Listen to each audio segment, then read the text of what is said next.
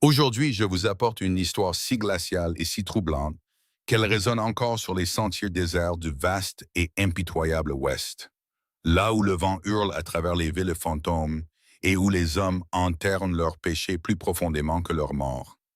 Une femme a refusé de rester enterrée avec sa sœur. Tout commence par 12 lettres, des mots doux d'une épouse mourante, des ecchymoses cachés entre les lignes. Une annonce de mariage par correspondance s'ensuit. Une diligence arrive. Ce qui en descend n'est pas une fiancée. C'est une vengeance déguisée en fiancée. On l'appelait la faiseuse de veuves. Non pas parce qu'elle tuait par plaisir, mais parce qu'elle s'assurait que les hommes qui brisaient les femmes n'en briseraient jamais une autre. Avant de nous aventurer dans la poussière et l'obscurité de son chemin, appuyez sur le bouton. J'aime et dites-moi dans les commentaires d'où vous m'écoutez ce soir. Les roues de la diligence s'agrippaient à la boue avec un gémissement humide et réticent alors qu'elles s'immobilisaient devant les marches de l'église. Tout Redemption Creek s'était rassemblé, comme les gens le faisaient toujours pour l'arrivée d'une fiancée par correspondance. Des hommes en cols raides et des femmes en chapeau du dimanche se tenaient au coude à coude sur le trottoir en bois. Leur souffle formait un nuage dans le froid gris d'octobre. L'air sentait le pain humide, voilà, la sueur de cheval et la légère odeur de fer de la neige à venir. Cole Harlan attendait depuis 3 heures. Son plus beau costume, en laine noire, la chaîne de sa montre en argent brillant sur son gilet, était déjà couvert de la poussière de la route. Dans sa main droite, il serrait un bouquet de roses de serre expédié depuis Cheyenne. Les pétales avaient commencé à se recroqueviller et à brunir sur les bords. Il gardait le dos droit, le menton levé, en répétant le sourire qu'il avait pratiqué dans son miroir de rasage chaque matin pendant 6 mois. Un homme de bien ne montrait pas sa nervosité, pas devant sa ville. Le cocher serra le frein. La porte s'ouvrit avec un grincement de charnières en fer. Une botte de cavalier pour homme, éraflée et couverte de boue, apparut d'abord, puis une autre. La femme qui descendit portait une longue jupe relevée sur les côtés pour éviter la gadoue, mais en dessous, on devinait la ligne indiscutable d'un pantalon. Un sac de sel usé pendait à une épaule. Sur sa hanche droite, visible comme le jour, reposait un Colt Peacemaker, la crosse usée par l'usage. Ses cheveux sombres étaient tirés en arrière si fort qu'ils semblaient peints. Le vent attrapa quelques mèches rebelles et les fouetta sur un visage qui portait trop d'hiver pour 25 ans. La foule s'agita. Une femme haleta. La main d'un homme glissa vers sa ceinture, puis hésita. Le sourire de Cole se figea à mi-chemin de sa bouche. Les roses tremblèrent. Mademoiselle Miller, dit-il, les mots sortirent plus faibles qu'il ne l'avait prévu. La femme croisa son regard. Aucune chaleur, aucune soumission, juste une reconnaissance plate et sans ciller qui fit tressaillir les petits muscles de la mâchoire de Cole. Sarah Kane. Sa voix était basse, stable, pourtant juste assez loin pour que le premier rang l'entende. J'ai cessé d'utiliser l'autre nom. Un murmure parcourut la foule comme le vent dans l'herbe sèche. Cole sentit la chaleur quitter son visage. Il tendit le certificat de mariage de sa main gauche. Le papier trembla une fois avant qu'il ne bloque son poignet. Nous avons un accord, dit-il. J'ai payé votre passage. Nous devons nous marier aujourd'hui. Sarah regarda le document, puis de nouveau Cole. Elle fit un pas de plus vers lui. L'odeur de cuir de sel et d'huile de pistolet l'atteignit avant qu'elle ne parle à nouveau. J'ai reçu vos lettres, Cole. Toutes les 12. Très détaillées. Votre ranch, votre succès, votre précédente épouse. Emily est morte de la fièvre. Il commença le mensonge, prêt, bien huilé. Mais quelque chose dans son ton, la manière calme, presque douce dont elle attendait, fit que les mots restèrent coincés dans sa gorge. Emily, répéta Sarah. Le nom sortit comme du verre brisé sous un talon de botte. Emily Kane, ma sœur. Les roses glissèrent des doigts de l'écorné et atterrirent dans la boue avec des bruits sourds et humides. Quelqu'un dans la foule retint son souffle. Le shérif, Gage, déplaça son poids, sa main frôlant la crosse de son revolver, mais il ne le dégaina pas. Sarah n'avait pas touché son propre pistolet. Elle se tenait simplement là, laissant le silence faire son travail.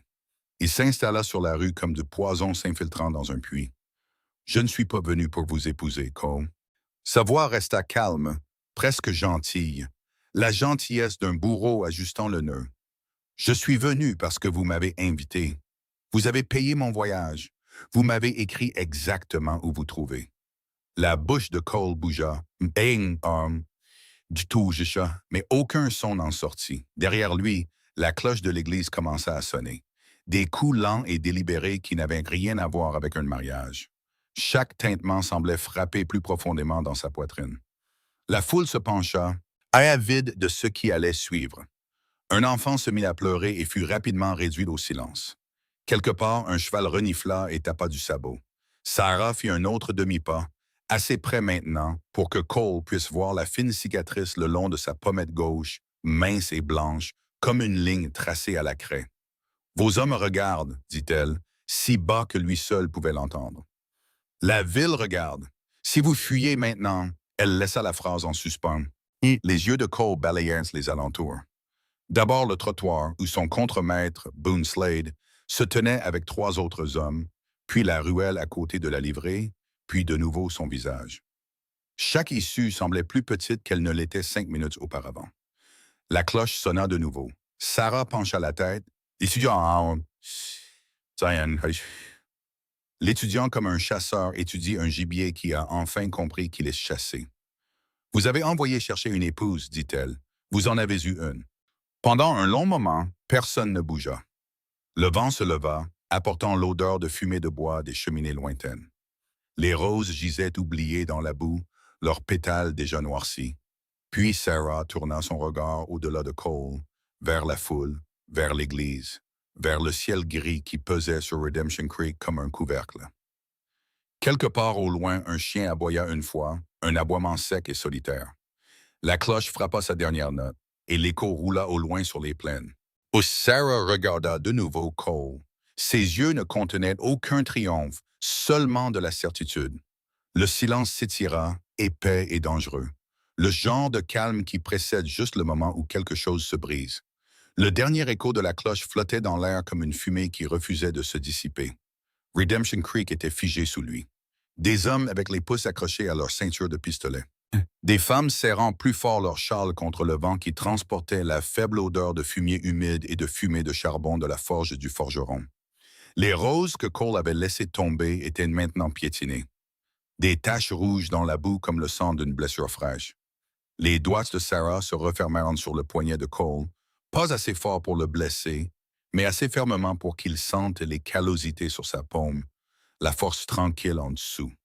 Il essaya de reculer une fois, par instinct, et sa prise se resserra juste assez pour le glacer sur place. Son pouls battait contre son pouce. Elle n'avait pas l'air en colère. Elle avait l'air patiente. La foule s'écarta comme l'eau autour d'une pierre alors que le shérif Gage se frayait un chemin. Barbe grise, manteau gris, yeux gris, qui avaient une vue trop d'hiver et trop de mensonges. Il s'arrêta à 3 pas, les bottes bien plantées, la main droite reposant tranquillement près de la crosse de son colt. « Madame, dit Gage, la voix rauque comme du gravier. Vous êtes armée en violation de l'ordonnance de la ville. » Sarah ne tourna pas la tête. Elle garda les yeux sur Cole. « Tous les hommes ici le sont aussi, répondit-elle tranquillement. Y compris vous, shérif Gage. » Une ondulation parcourut les spectateurs. Des murmures, un sifflement bas, quelqu'un déplaçant son poids, faisant grincer les planches. La mâchoire de Gage se serra, mais il ne toucha pas à son arme. Pas encore. Cole déglutit. Sa bouche avait un goût de cuivre. « Cette femme ment, dit-il plus fort qu'il ne le voulait. Les mots se brisèrent à la fin. C'est une criminelle, recherchée à... » Sarah relâcha son poignet lentement, délibérément.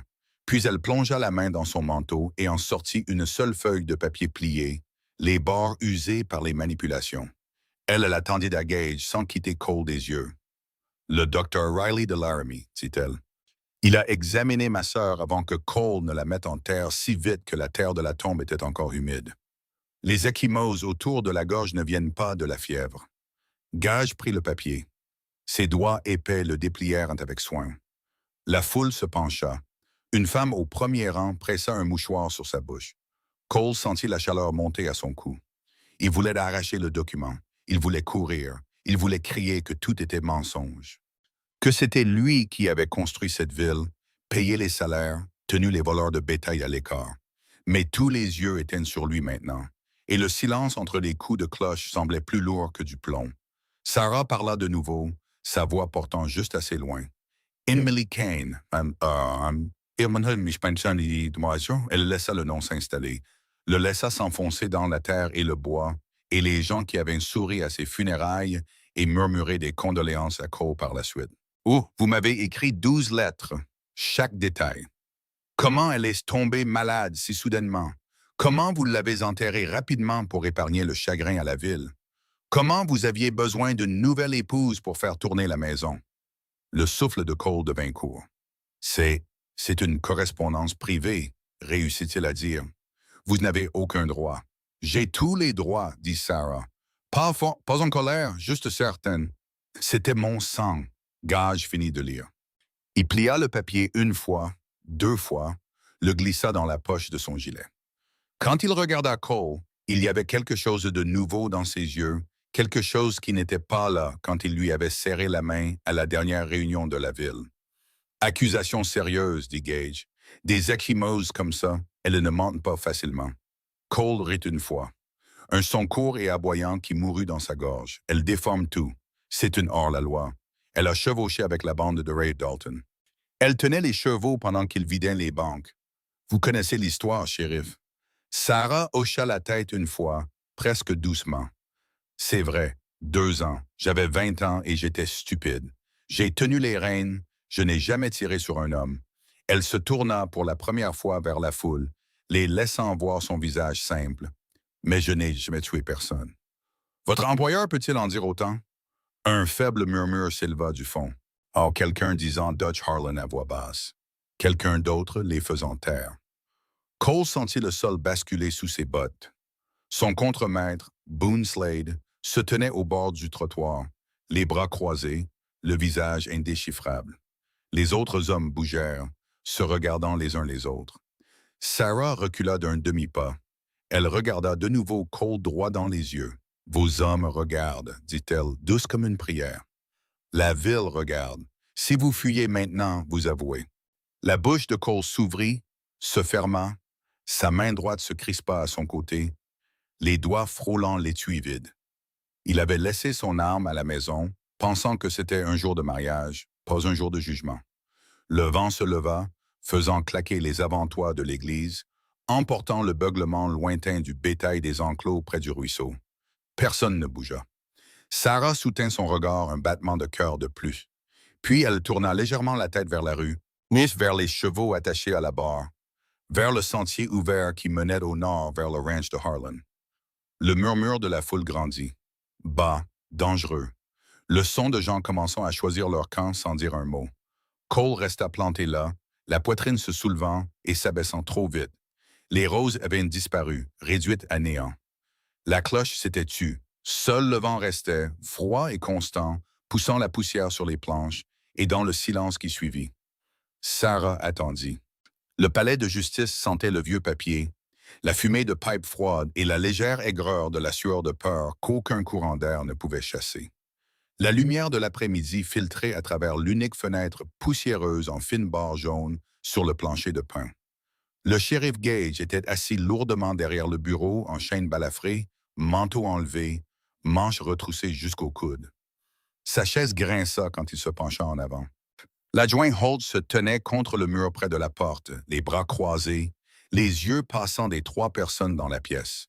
L'autre adjoint, plus jeune, plus silencieux, attendait dehors avec les chevaux. Sarah poussa le petit paquet de lettres sur le bureau. Un ruban noir les liait encore, effiloché aux extrémités à force d'être lu.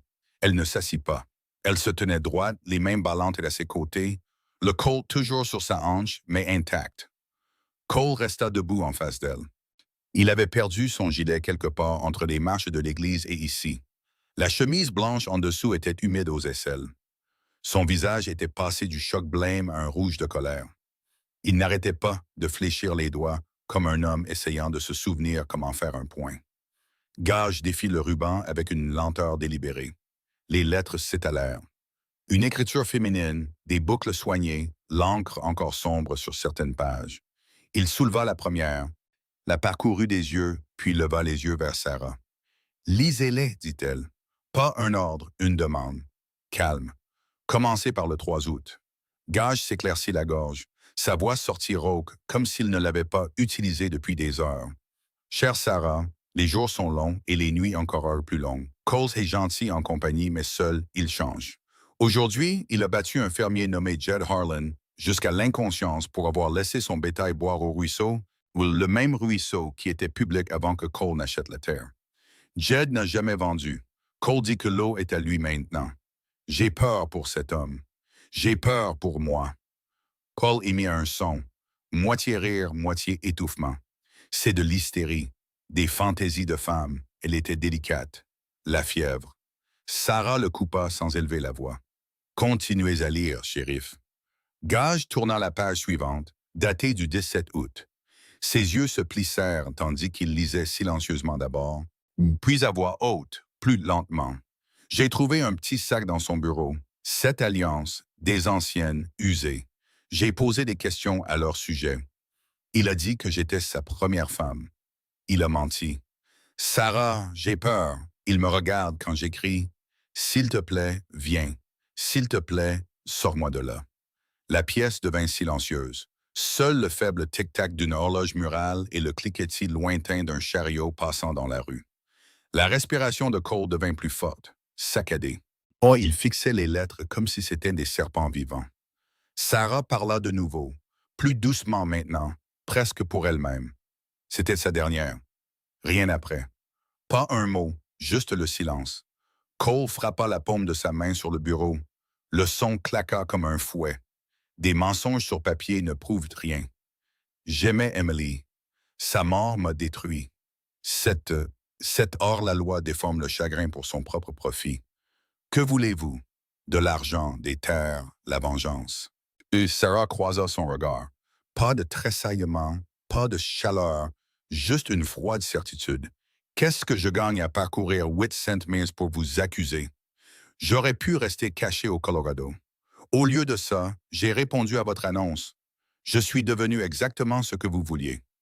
Douce soumise, mademoiselle Miller. Vous avez payé mon passage jusqu'à vous. La bouche de Cole bougea. Aucun mot ne sortit. Son regard se porta sur Gage, puis sur Holt, cherchant un allié. N'en trouvant aucun, Gage posa les lettres soigneusement, l'une sur l'autre, il se pencha en arrière. La chaise gémit de nouveau. Celle-ci mentionne des incidents spécifiques, dit-il.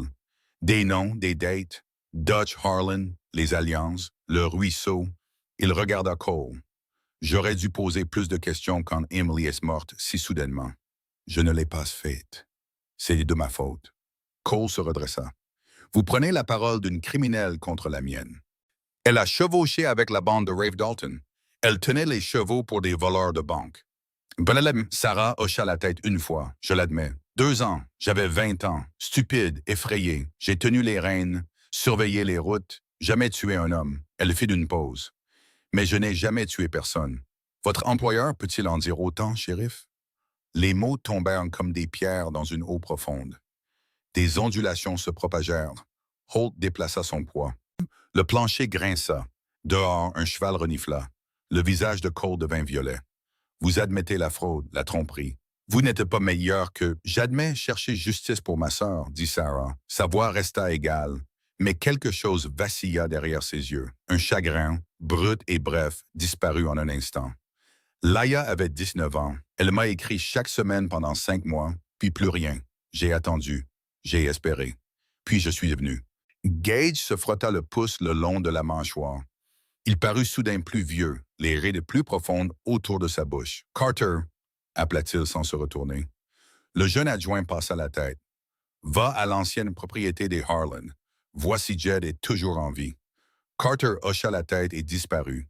La porte se referma avec un léger clic. Cole rit de nouveau, court, cassant. « Vous êtes tous des imbéciles. Elle vous manipule. Elle disparaîtra avec tout ce qu'elle pourra prendre. » Sarah ne répondit pas. Elle se tenait simplement là, laissant le silence remplir à nouveau la pièce. La lumière à travers la fenêtre avait changé. Les barres jaunes touchaient maintenant le bord du bureau, rampant vers les lettres comme un feu lent. Gage leva son regard vers Cole. Sa voix baissa. Celle-ci mentionne des noms spécifiques, des dates. J'enquête sur une plainte, quelque chose que j'aurais dû faire il y a des mois. Les mains de Cole se crispèrent à ses côtés. Ses jointures blanchirent. L'horloge continuait de faire tic-tac dehors. Le vent se leva, faisant vibrer la vitre de la fenêtre. Sarah attendit. La lumière dans le palais de justice était devenue faible et poussiéreuse. Le genre de lumière qui vient tard dans l'après-midi quand le soleil a perdu son combat contre les nuages. Elle tombait en faibles rayons obliques sur le bureau, attrapant des grains de poussière qui flottaient comme une lente fumée. Le paquet de lettres était maintenant ouvert. Le ruban noir enroulé à côté comme une peau de serpent abandonnée. Le shérif Gage lisait lentement, les lèvres bougeant sans bruit.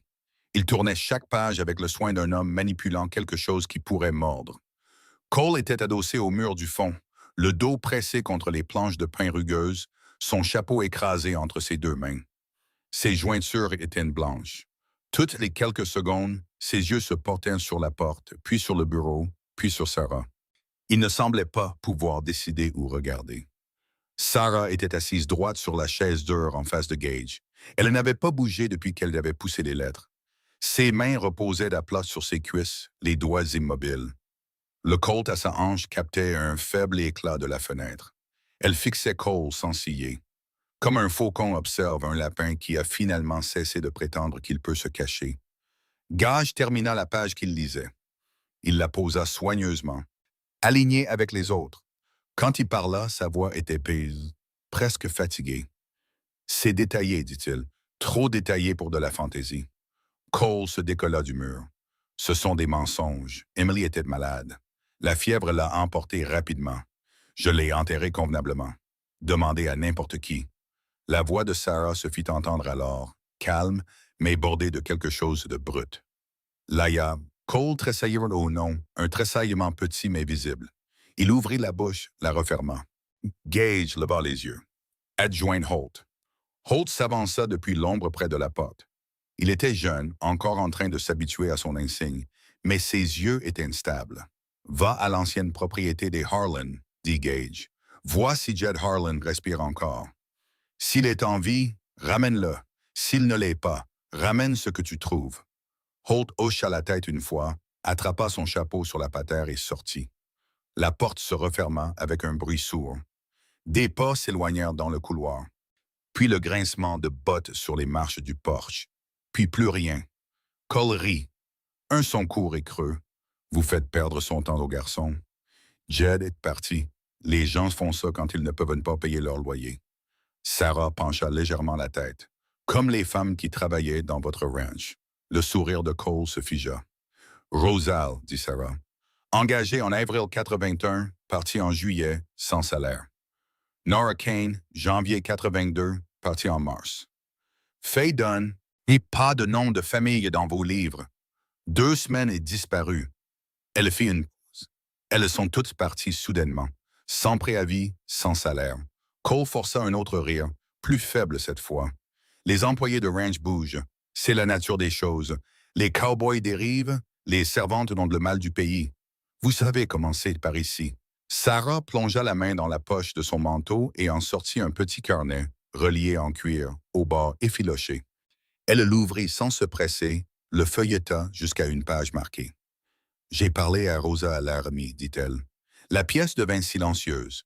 Même la poussière semblait s'arrêter dans sa dérive. Elle travaille dans une blanchisserie maintenant, les mains rouges de lessive. Elle m'a raconté ce qui s'est passé quand elle vous a repoussé dans la grange, les bleus sur ses bras, les menaces contre sa famille au Sonora si elle parlait. La voix de Sarah resta égale. Mais elle était devenue rauque sur les bords, comme si prononcer ces mots lui coûtait quelque chose. Elle m'a montré les cicatrices. Le visage de Cole se vida.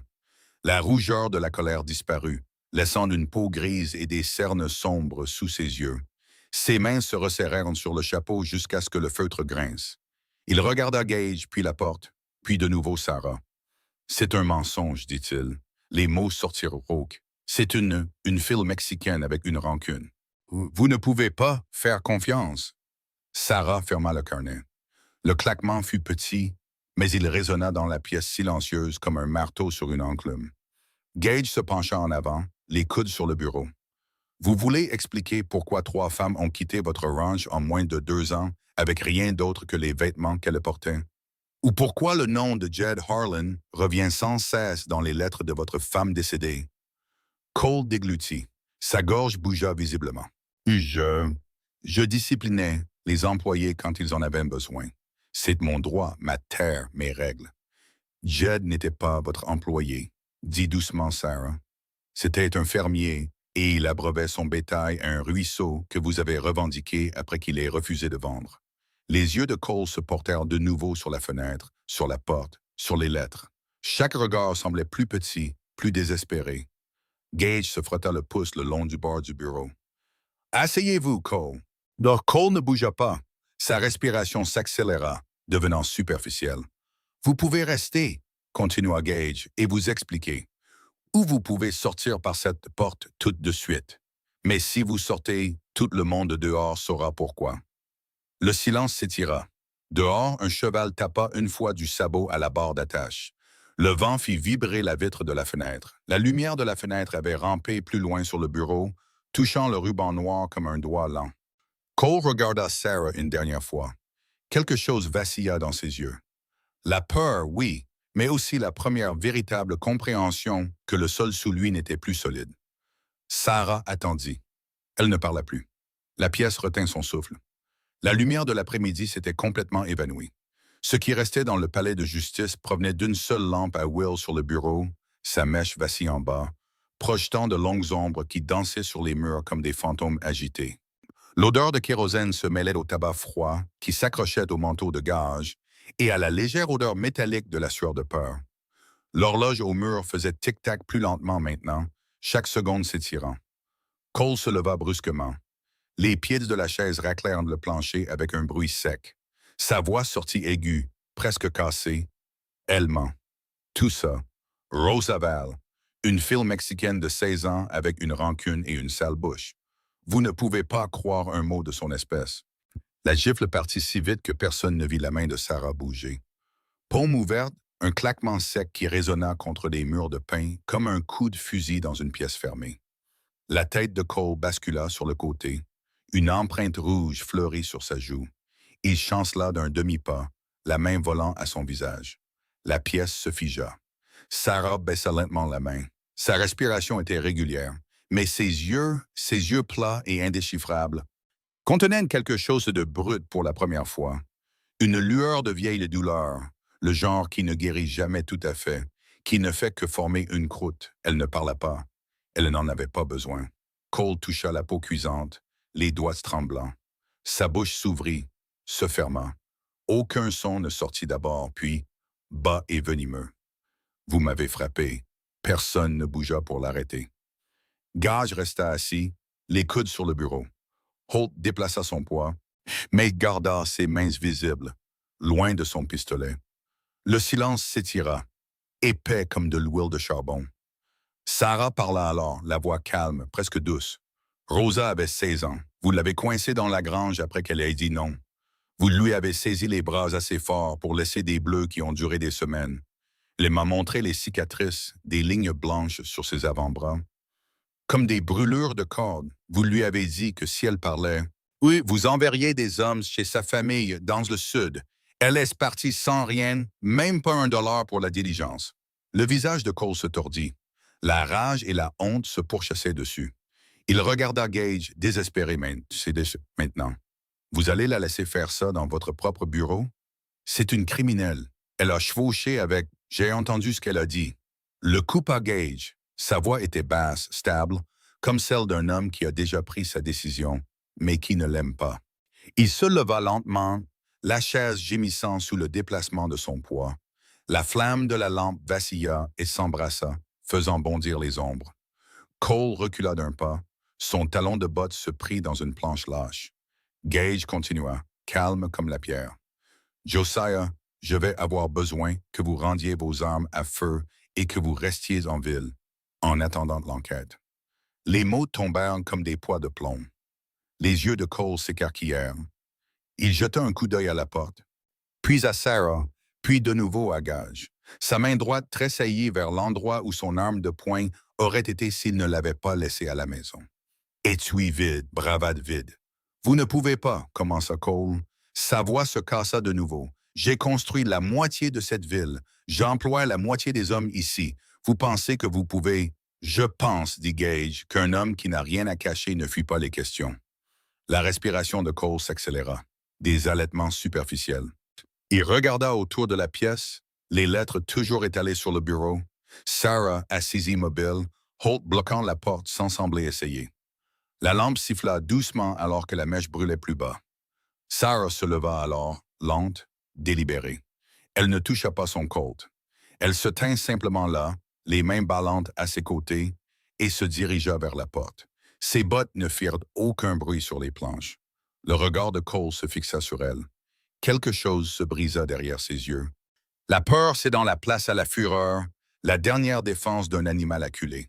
« En selle !» cria-t-il, la voix rauque et aiguë. « On s'en va. » Il bouscula Holt, son épaule heurtant l'adjoint contre le mur. Holt grogna, mais ne dégaina pas. Cole sortit en trombe sur le porche. Dehors, la soirée était tombée dans l'obscurité totale. Des lanternes vacillaient le long du trottoir, projetant des flaques jaunes. Son contremaître, Boone Slade, et les autres hommes étaient déjà à cheval. Les chevaux tapaient du sabot dans le froid. Cole se hissa sur la selle de son grand hongre élancé. L'animal fit un pas de côté, sentant la panique de son cavalier. « Maintenant !» aboya Cole. Ses hommes hésitèrent. Une seconde seulement, mais ce fut suffisant. Sarah sortit du palais de justice sans se presser. Gage la suivit, son manteau flottant, la main posée sur sa ceinture de pistolet. Holt suivit, se frottant l'épaule, mais en gardant le rythme. La foule avait grossi. Les gens sortaient du saloon, du magasin général, attirés par le cri et le mouvement soudain. Les visages se tournèrent, le souffle formant un nuage dans le froid. La lumière des lanternes attrapa le reflet du métal, des pistolets à moitié dégainés, puis figés. Cole fit tourner son cheval. Ses yeux trouvèrent Sarah dans l'embrasure de la porte. Pendant un battement de cœur, il la fixa. Haine pure, terreur pure, les deux tordus ensemble. Sarah descendit du porche dans la rue. La boue s'agrippa à ses bottes.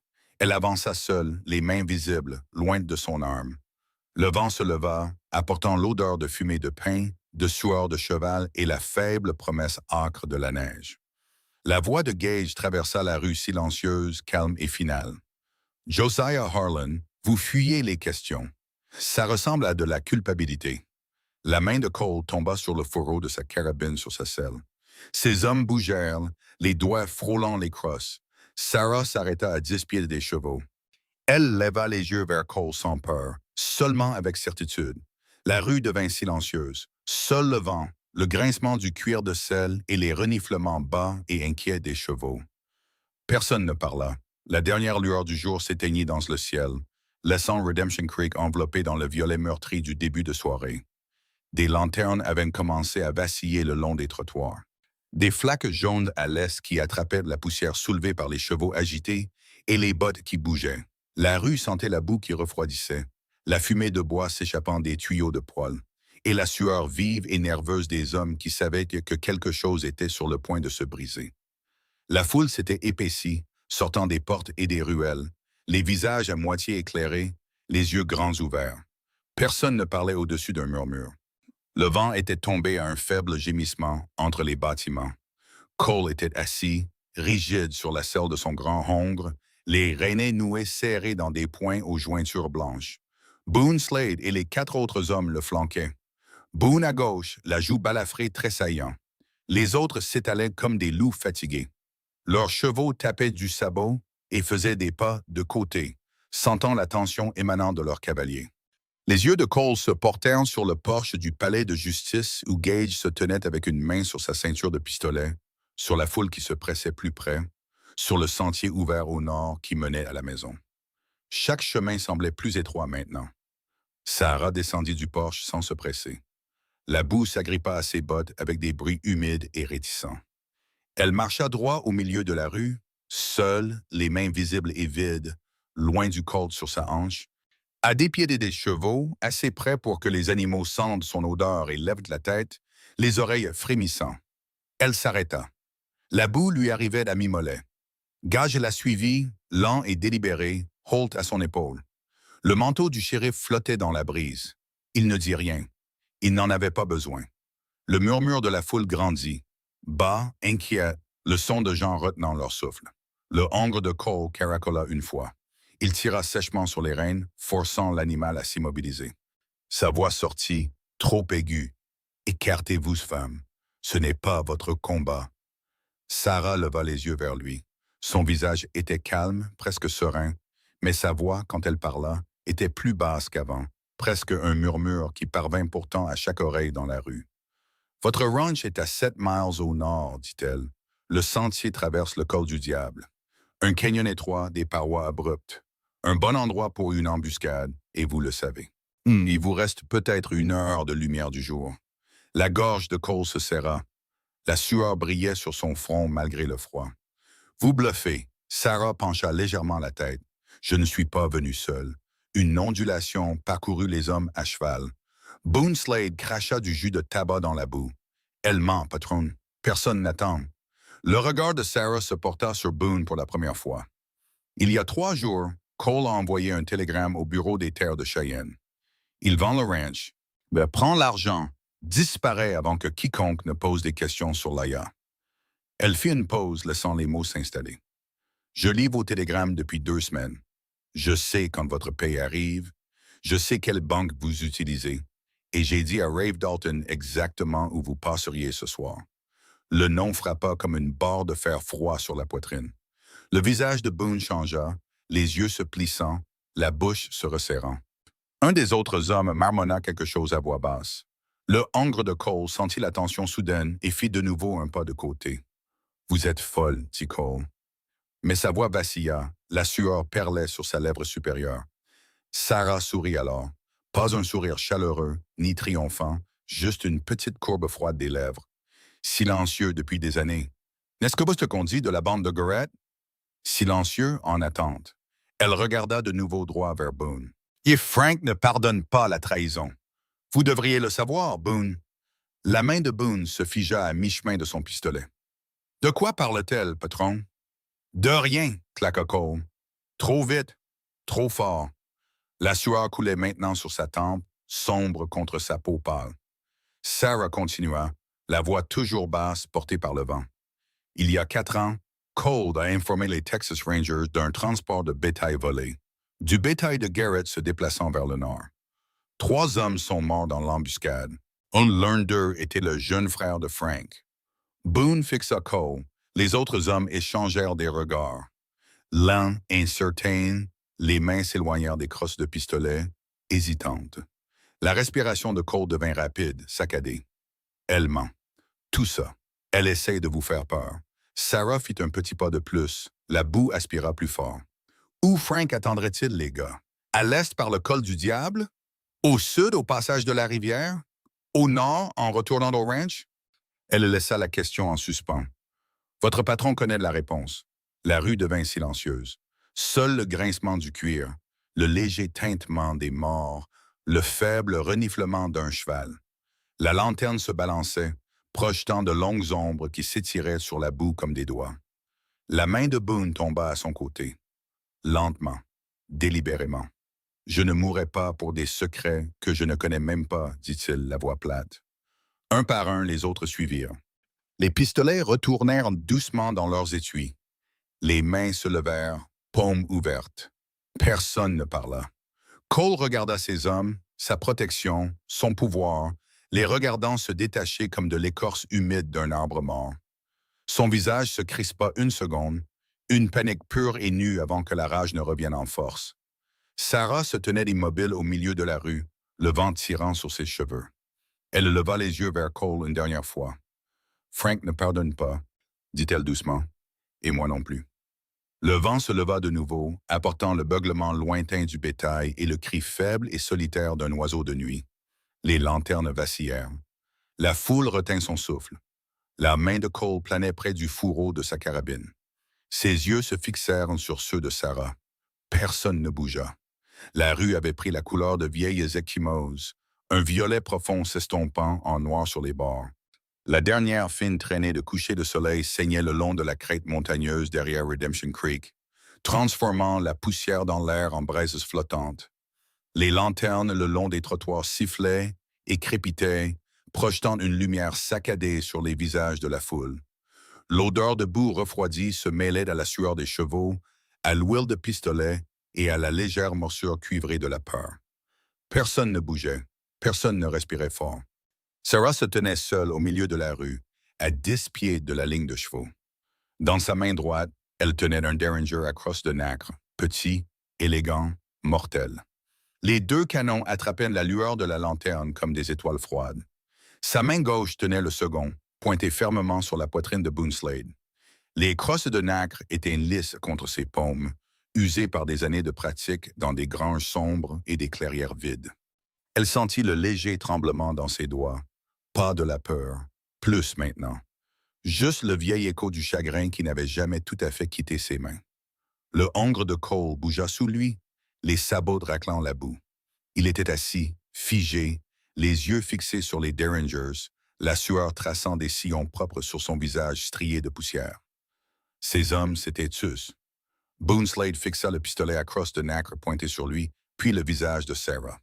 Sa joue balafrée tressaillit une fois. Les autres hommes échangèrent des regards, lents, calculateurs.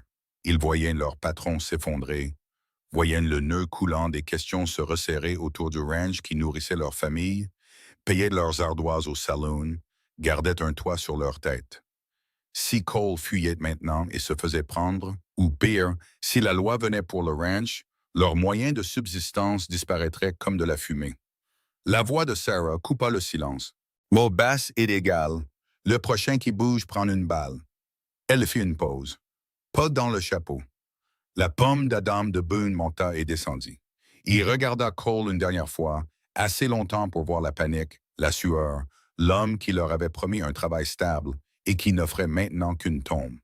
Sarah leva légèrement le Derringer droit. La crosse de nacre brilla. Boone expira lentement. Sa main droite s'éloigna doucement du Colt à sa hanche. Lentement, délibérément, il remit le revolver dans son étui en cuir. Le léger clic du chien se remettant en place résonna fort dans le silence. « Je ne mourrai pas pour vos secrets, patron, dit-il, plat. Final. Un par un, les autres suivirent. Les mains se levèrent, paumes en l'air. Les pistolets restèrent dans leurs étuis. Les chevaux reniflèrent, soulagés par la tension qui s'apaisait. Le visage de Cole se tordit. Rage, incrédulité. La terreur brute d'un homme regardant son monde se défaire couche par couche. Sarah garda le Derringer Stable.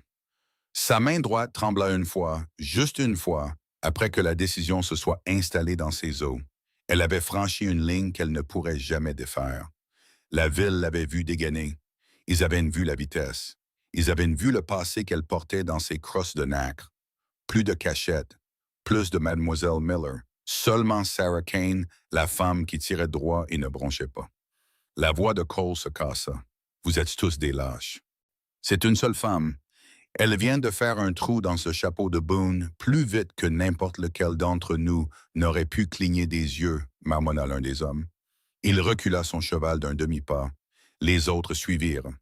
Gage bougea alors, ses bottes lourdes dans la boue. Il portait des fers aux jambes dans sa main gauche, la chaîne cliquetant doucement. Holt le flanquait, le fusil de chasse lâche mais prêt. Les yeux de Cole trouvèrent de nouveau Sarah. Une haine pure y brûlait.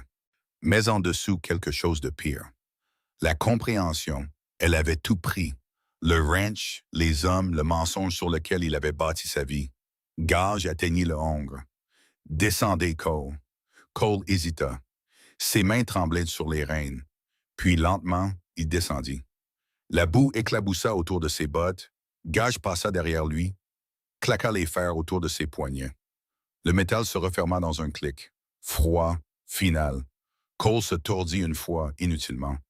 Il regarda droit vers Sarah par-dessus l'épaule de Gage. « Vous serez pendu avec moi, dit-il. » Sa voix tremblait. Pas de peur maintenant, mais avec la certitude d'un homme qui savait qu'il était perdu. « Vous êtes une criminelle. Ils vous traîneront là aussi. » Sarah baissa les Derringers. Les canons pointaient maintenant vers le sol, une fine fumée s'échappant encore du canon droit. Elle croisa son regard sans ciller. « Peut-être, dit-elle tranquillement. Mais je vous verrai pendre d'abord. » Et Gage tira sur la chaîne. Cole trébucha d'un pas. Les fers cliquetèrent de nouveau. Holt prit le coude de Cole, le guidant vers le palais de justice. La foule s'écarta silencieusement. Pas d'acclamation, pas de huée, juste le léger bruit de bottes dans la boue et le faible murmure de gens qui avaient vu quelque chose qu'ils n'oublieraient jamais. Cole gardait la tête tournée, les yeux fixés sur Sarah alors qu'on l'emmenait, même enchaîné, même brisé. Il ne pouvait pas détourner le regard de la femme qui l'avait défait. Sarah resta au milieu de la rue un instant de plus. Les Derringers pendaient, lâches, dans ses mains. Le vent se leva de nouveau, froid des montagnes, apportant la faible odeur de pain et de neige à venir. La lumière des lanternes vacillait sur son visage, stable, indéchiffrable, mais le tremblement dans ses doigts n'avait pas tout à fait cessé. La foule commença à se disperser, des chuchotements la suivaient comme des ombres. Boonslade toucha le bord de son chapeau où le trou fumait légèrement. Il la regarda une dernière fois, du respect peut-être, ou quelque chose de proche, puis tourna son cheval et se dirigea lentement vers la livrée. Les autres suivirent. Sarah resta où elle était, seule dans la boue et la lueur des lanternes. Les fers cliquetèrent une dernière fois alors que Cole disparaissait dans l'embrasure de la porte du palais de justice. Le vent gémit entre les bâtiments, et dans le silence qui suivit, le poids de ce qu'elle avait fait s'abattit sur elle comme le crépuscule, irrévocable, lourd et froid. La salle d'audience sentait le pain fraîchement scié, le vieux vernis et la pression étouffante de trop de corps dans un espace conçu pour moins. 3 jours de témoignage avaient rendu l'air lourd, vicié, comme une pièce qui n'avait pas été ouverte depuis des années. Des lanternes pendaient à des crochets en fer le long des chevrons, leurs flammes stables mais basses, projetant de longues ombres qui s'étiraient sur les rangées de bancs. La foule remplissait chaque siège et se tenait le long des murs. Des hommes en gilets usés, des femmes serrant des mouchoirs, des enfants réduits au silence sur les genoux. Personne ne s'éventait. Personne ne chuchotait. Les seuls bruits étaient le lent grincement du plancher sous les poids qui se déplaçaient et la toux occasionnelle rapidement étouffée. Sarah était assise au dernier rang, près de la porte. Elle portait le même manteau qu'à son arrivée, le col relevé, le chapeau bas. Elle n'avait pas témoigné. Gage avait accepté cela sans discussion. Son passé avec la bande de Rafe Dalton n'aurait fait qu'embrouiller les choses, avait-il dit. Mieux valait laisser les lettres et les témoins parler. Elle gardait les mains croisées sur ses genoux, les yeux fixés sur l'avant de la salle. Elle avait l'air calme. Elle se sentait vide. Cole était assise à la table de la défense, les poignets enchaînés à un anneau boulonné dans le bois. Son costume avait disparu. Une toile de prisonnier pendait lâchement sur lui maintenant. 3 jours avaient creusé de nouvelles rides sur son visage, des sillons profonds autour de la bouche, des ombres sous les yeux. Il gardait le menton haut, les épaules carrées, essayant de maintenir la posture de l'homme qui avait autrefois possédé la moitié de la vallée. Mais ses mains tremblaient quand il pensait que personne ne regardait. Chaque fois que la porte s'ouvrait, son regard se portait vers elle, espérant un miracle qui n'arrivait jamais. Gage se tenait près du banc du juge, les bras croisés. Il n'avait pas beaucoup parlé pendant le procès. Il n'en avait pas besoin. Les preuves avaient parlé d'elles-mêmes. Rosa Vale s'avança quand son nom fut appelé. Elle était petite, les cheveux sombres, les mains serrées devant une simple robe en calicot.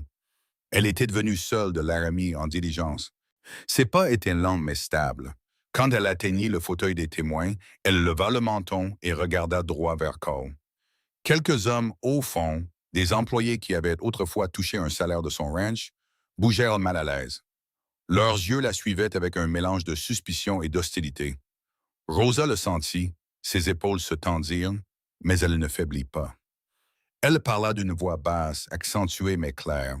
Il m'a coincé dans la grange un soir. Je nettoyais les stalles.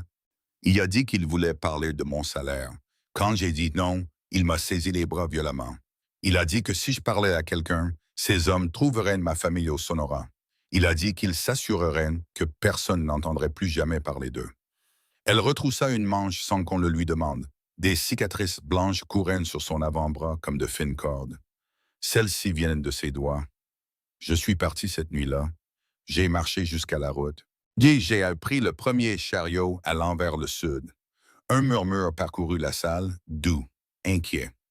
Cole fixait la table, la mâchoire si serrée que le muscle tressaillait. Gage s'avança. « Vous jurez que c'est la vérité, mademoiselle Vale. » Rosa croisa son regard. « Je le jure. » Gage hocha la tête une fois. « Vous pouvez vous retirer. » Rosa retourna dans l'allée. Les têtes se tournèrent. Certains visages montraient de la pitié, d'autres du ressentiment. Elle garda le regard droit devant elle, mais ses mains tremblaient quand elle s'assit près de la porte. Plus tard cet après-midi-là, l'adjoint Holt revint du ruisseau. Il portait un paquet enveloppé de toile de jute. La salle devint silencieuse alors qu'il le posait sur la table devant le juge. L'odeur frappa en premier. Terre humide, décomposition, le faible relent de fer de vieux sang. Holt le déballa soigneusement. Des os apparurent à travers le tissu déchiré. Un crâne fissuré sur un côté. Le juge se pencha en avant, et le visage pâlissant. Le docteur Riley se leva. Il avait examiné les restes ce matin-là. Traumatisme contondant à la tempe, fractures multiples. Aucun signe de fièvre ou de cause naturelle. Il a été battu à mort, enterré à faible profondeur. Le ruisseau a emporté une partie de la terre. La tête de Cole tomba. Pour la première fois en 3 jours, il ne contesta pas. Il ne parla pas du tout. Le jury sortit au crépuscule. Ils revinrent en 40 minutes. Personne ne s'attendait à moins. Le contremaître se leva, le chapeau à la main. Sa voix était calme mais claire. Coupable sur tous les chefs d'accusation. Le marteau du juge tomba une fois. Sec, final. Josiah Harlan, vous êtes condamné à être pendu par le cou jusqu'à ce que mort s'ensuive. La sentence sera exécutée à l'aube demain. Aucune acclamation ne s'éleva. Personne n'applaudit. La salle expira un long souffle collectif. Et puis le silence, lourd, épais, le genre qui suit une tempête quand le vent est enfin tombé. Cole fut emmené enchaîné. Les fers cliquetèrent à chaque pas. Il ne se retourna pas. Ses épaules s'étaient affaissées. L'homme qui avait bâti un empire sur des concessions de terre semblait petit maintenant, diminué par le poids du fait et de la vérité. Sarah resta assise alors que la foule commençait à sortir. Les gens passèrent devant elle sans parler. Certains hochèrent la tête une fois, respect, peut-être gratitude. D'autres détournèrent rapidement le regard comme si croiser ses yeux pouvait les brûler. Elle resta jusqu'à ce que la salle se vide, jusqu'à ce que seules les lanternes restent, vacillant bas. Elle se leva alors, ses bottes raclant doucement sur les planches. Elle marcha vers l'avant, passant devant le fauteuil vide des témoins, devant la table où les lettres gisaient encore. Elle toucha le ruban noir une fois, le bout de ses doigts effleurant les extrémités effilochées, puis laissa sa main retomber. Dehors, la nuit était tombée, froide et claire.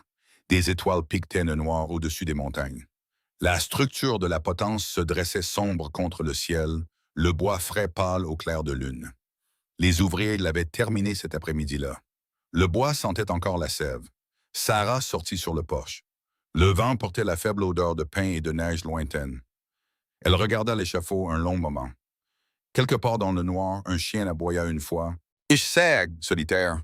Elle se détourna et marcha dans la nuit. Les fers avaient cessé de cliqueter, mais le silence qui suivit était plus fort que n'importe quel son. Le saloon de l'hôtel était calme après minuit. Le genre de calme qui s'installe quand le dernier ivrogne est rentré chez lui en titubant et que le barman a essuyé le bar pour la dernière fois. Une seule lampe à huile brûlait sur le mur du fond. Sa mèche était baissée, projetant une faible lueur ambrée sur les tables balafrées et le plancher inégal. L'air sentait le whisky renversé, la vieille fumée de cigares et la légère odeur métallique d'huile de pistolet qui s'accrochait à tout à Redemption Creek. Dehors, le vent s'était levé, froid, constant, faisant vibrer les vitres lâches des fenêtres et emportant le grincement lointain de la nouvelle potence qui bougeait dans le noir. Sarah était assise seule dans la banquette du coin, le dos au mur, le chapeau baissé. Un verre de whisky à moitié plein était posé, intact, devant elle, le liquide ambré captant la lumière de la lampe comme un feu piégé. Elle n'en avait pas pris une gorgée. Ses mains reposaient sur la table, les doigts entrelacés, stables maintenant. Les Derringers avaient disparu, rangés dans son manteau, mais leur poids tirait encore sur ses épaules. Elle fixait le verre sans le voir. Le visage de Laia ne cessait d'apparaître derrière ses yeux. 19 ans, puis riante dans la dernière lettre, puis plus rien, juste le silence. La justice était venue, mais elle n'avait pas comblé le vide. La porte s'ouvrit avec un lent gémissement de charnière. De l'air froid s'infiltra, apportant la morsure du pain et du gel. Le shérif Gage entra, le col de son manteau relevé, le chapeau à la main. Il balaya la pièce du regard une fois, la vie et traversa le sol sans se presser. Les planches grincèrent sous ses bottes. Mais il tira la chaise en face d'elle et s'assit sans demander. Les pieds de la chaise raclèrent doucement. Pendant un long moment, aucun ne parla. La lampe siffla. Le vent gémit sous les avant-toits. Gage plongea la main dans la poche de son gilet et en sortit un formulaire de télégramme plié.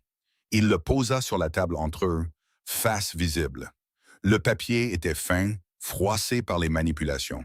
Le marshal de Denver, dit-il tranquillement, veut savoir si Sarah Kane est toujours recherchée. Le regard de Sarah tomba sur le papier. Les mots se brouillèrent une seconde. Encre noire sur papier jauni. Elle ne le toucha pas. Gage se pencha en arrière. La chaise gémit. Je lui ai dit que je n'avais jamais entendu parler de quelqu'un de ce nom. Sa voix était basse, rauque, après 3 jours à crier contre les objections au tribunal. J'ai dit que nous avions une Mademoiselle Miller qui a aidé à résoudre une affaire de meurtre. Une femme courageuse qui a quitté la ville après le procès. Sarah expira lentement, le souffle formant une légère buée dans le froid qui avait suivi Gage. Elle leva alors les yeux vers lui, vraiment regardés. Ses yeux étaient fatigués, les rides plus profondes autour d'eux qu'elle ne l'était quand elle était descendue de la diligence. « Vous n'aviez pas à faire ça, dit-elle. Gage se frotta le pouce le long du bord de la table. J'aurais dû en faire plus quand Laia est morte. Poser des questions plus difficiles, regarder de plus près. Je ne l'ai pas faite. Je pensais que Cole était trop grand, trop bien connecté. J'ai maintenu la paix à la place.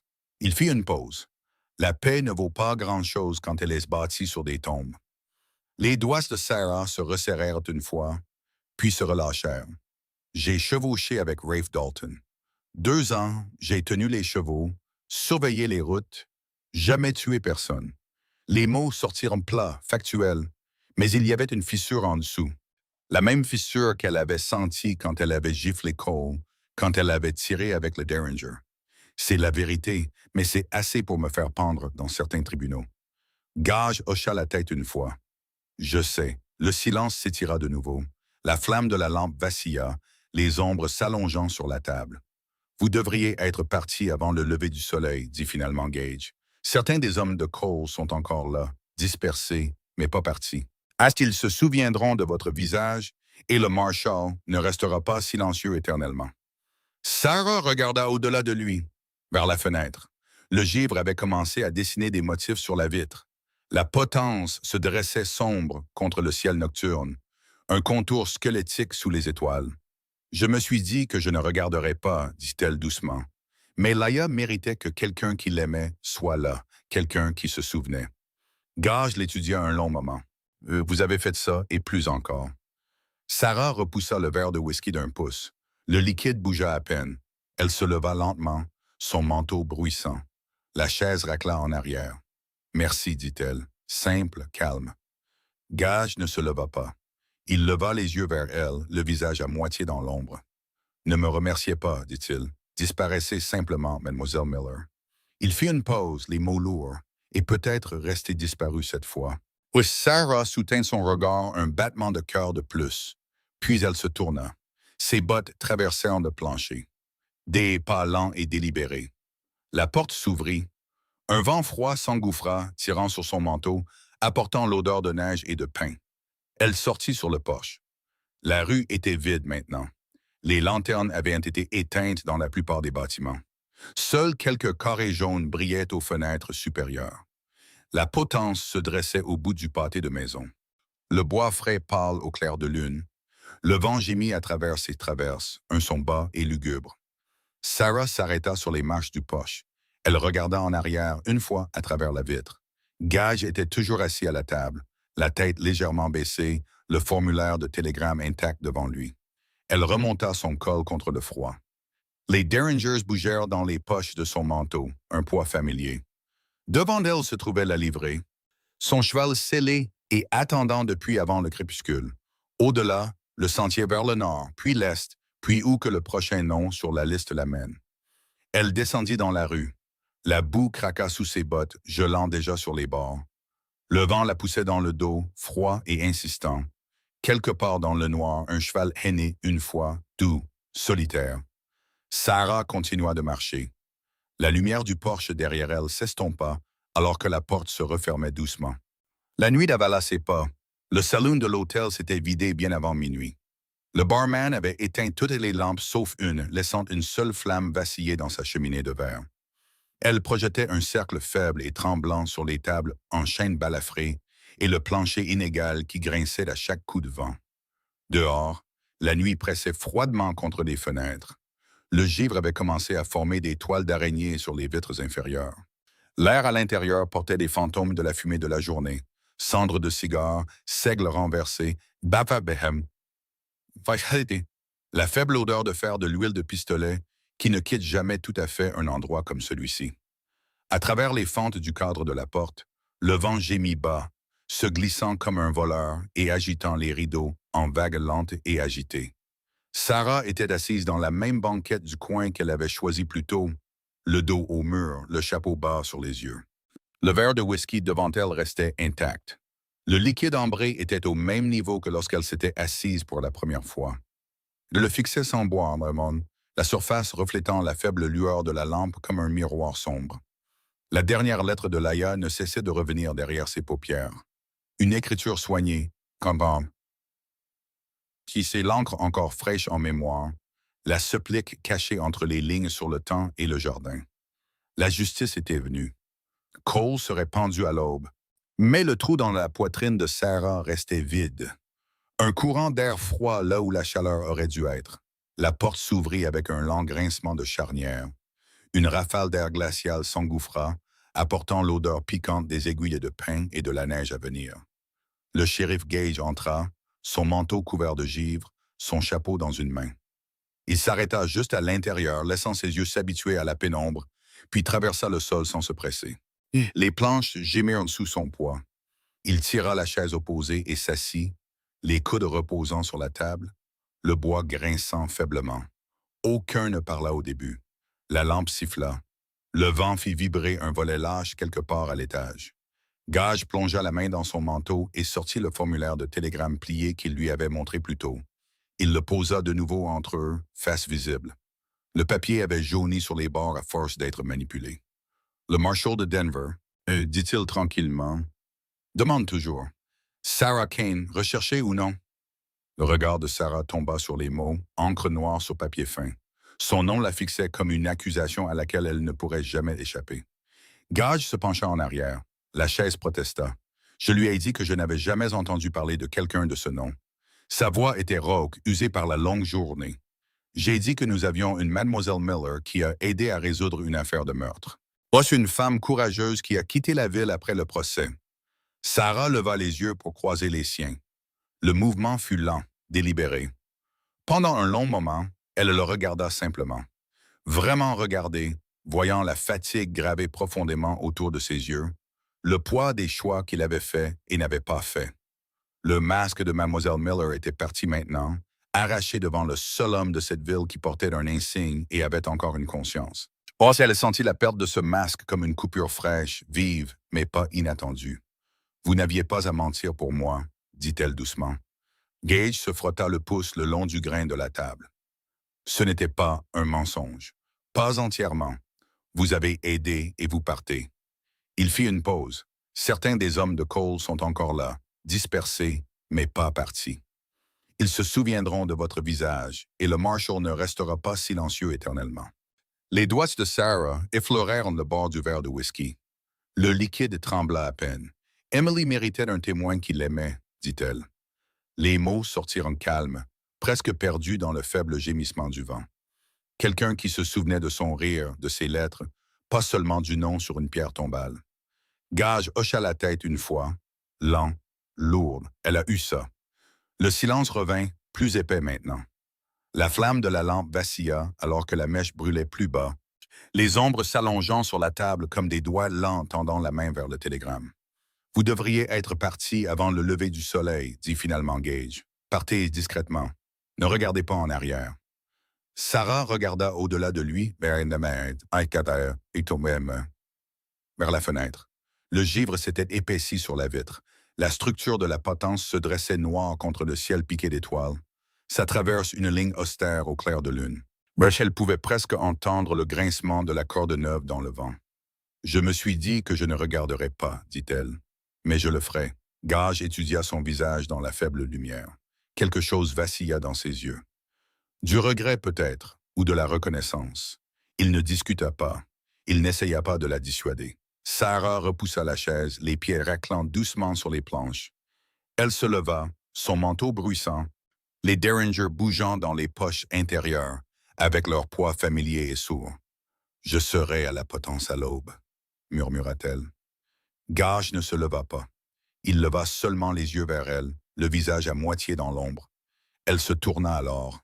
Le vent attrapa la porte alors qu'elle l'ouvrait, la claquant grande ouverte, pendant un battement de cœur avant qu'elle ne sorte. De l'air froid passa en trombe devant elle, tirant sur son col, apportant la morsure vive du givre et du pain. Elle referma la porte derrière elle avec un léger clic. La rue était vide et sombre. Une seule lanterne brûlait devant la livrée au bout du pâté de maison, sa flamme vacillant dans le vent. La potence attendait à l'autre bout, le bois pâle fantomatique sous la lune.